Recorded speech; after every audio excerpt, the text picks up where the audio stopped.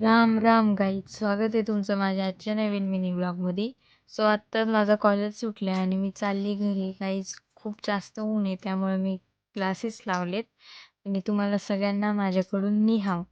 निहाव म्हणजे हॅलो. तर आता तुम्ही म्हणताल आता ही मध्येच चायनीजमध्ये कुठून बोलायला लागली. तर मी चायनीजमध्ये बोलत होते कारण आज आपल्या इथे होती नूडल्स पार्टी.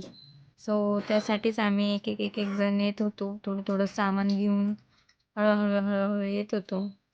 आणि हे बघा ते हे बिल्डिंग बघा किती हॉन्टेड वाटत होती. मला तर खूप भीती वाटली पायऱ्या बघायची. आणि मग आम्ही हळूहळू एक सामान घेऊन येत होतो. आणि दीदीने घेतली होती पाण्याची कळशी.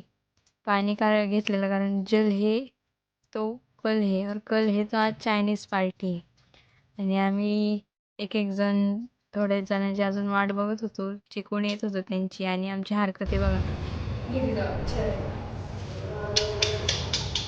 जोरात आहे नियोजन.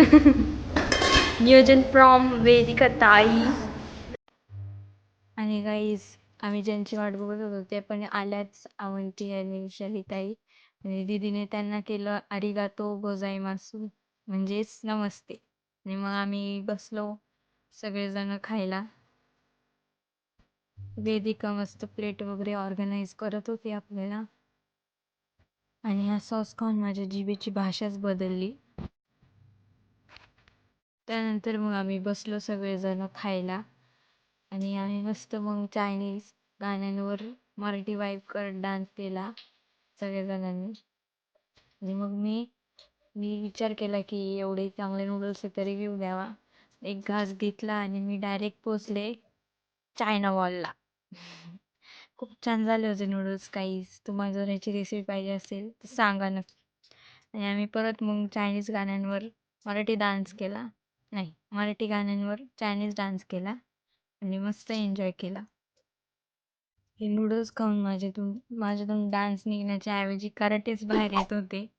आणि गाईज मी माझा व्लॉग इथेच एंड करत आहे. आवडला असेल तर लाईक करा, शेअर करा आणि सबस्क्राईब करा. बाय.